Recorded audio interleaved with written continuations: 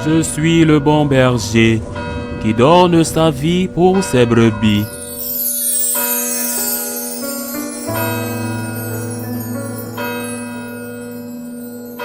En ce temps-là, Jésus dit à ses disciples cette parabole. Voyez le figuier et tous les autres arbres. Regardez-les. Dès qu'ils bourgeonnent, vous savez que l'été est tout proche.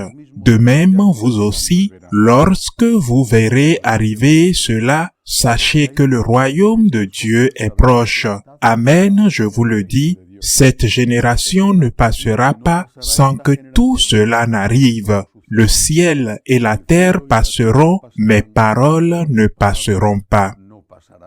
Acclamons la parole de Dieu.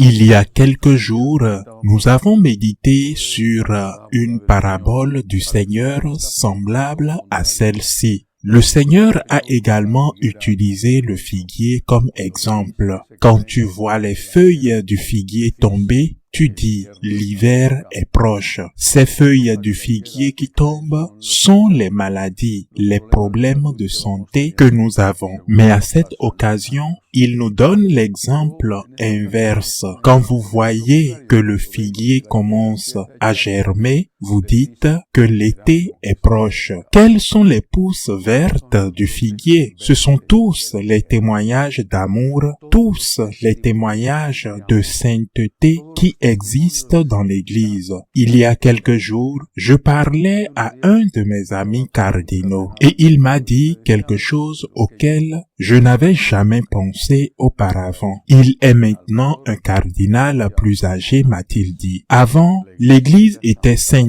et nous nous considérions comme des pécheurs. Maintenant, c'est l'inverse, comme si le péché n'existait plus. Chacun se considère saint, mais on dit plutôt que l'Église est pécheresse. Eh bien, les pousses vertes sont les saints. Il y a de grands saints, des saints canonisés, des saints spectaculaires, des saints aux vertus héroïques, et il y a des saints anonymes qui ont aussi sûrement eu leurs échecs et leurs défauts, leurs chutes, leurs péchés, et d'autre part, les grands et les saints. Des personnages célèbres en ont aussi eu. Chaque larme recueillie est un acte d'amour. Chaque estomac nourri est un acte d'amour. Chaque âme qui se tourne vers Dieu est un acte d'amour. Toute bonne éducation donnée est un acte d'amour. Combien d'actes d'amour y a-t-il chaque jour?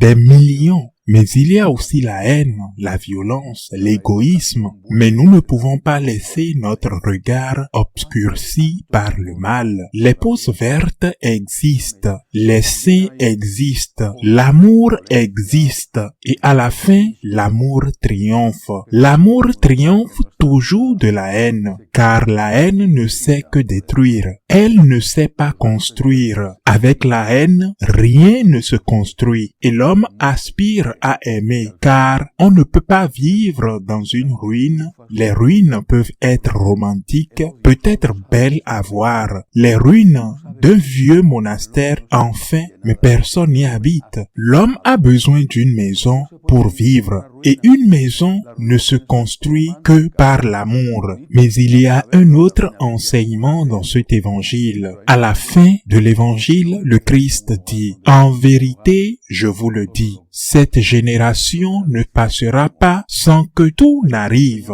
Et Jésus ajoute que le ciel et la terre passeront, mais mes paroles ne passeront pas. Ces paroles du Christ à propos se réfèrent sûrement à tout son enseignement, non à une partie de son enseignement, mais à tout. Celle qui est à la mode, non, à tout son enseignement. Aussi, par exemple, au rejet du divorce. Mais je crois que dans ce contexte, il fait référence à la promesse de la vie éternelle. Les paroles du Christ ne passent pas. Les paroles comme celles dans lesquelles il dit que Dieu est le Dieu des vivants et non des morts, et que lorsque nous mourons avec Dieu, nous allons vivre avec Dieu pour toujours. Nous terminons le cycle liturgique, en l'occurrence le cycle B, dimanche prochain. Dans 2 jours, le cycle C commencera. Un nouveau cycle liturgique commence.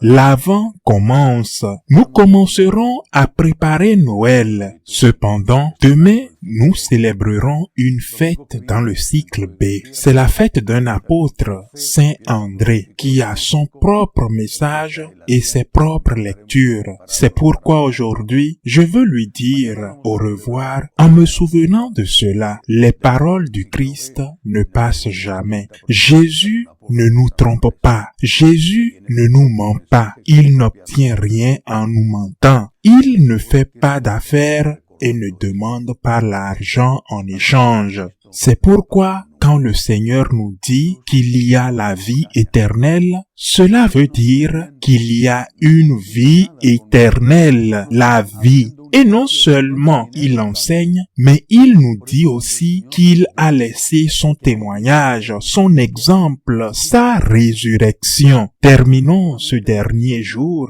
du cycle liturgique en confessant notre foi. En confessant cette foi, mieux encore, en étant sûr que la mort n'est pas la fin. Disons-nous cette vérité, je ne mourrai pas pour toujours.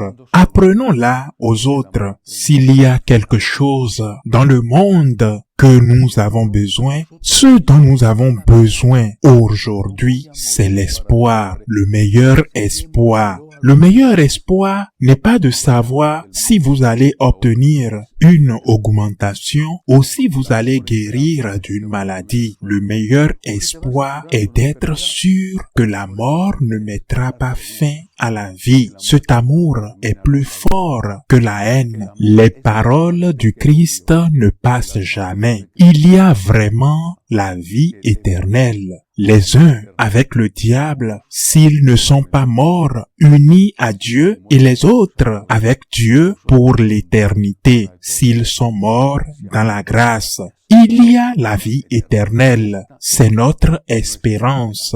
Ainsi soit-il.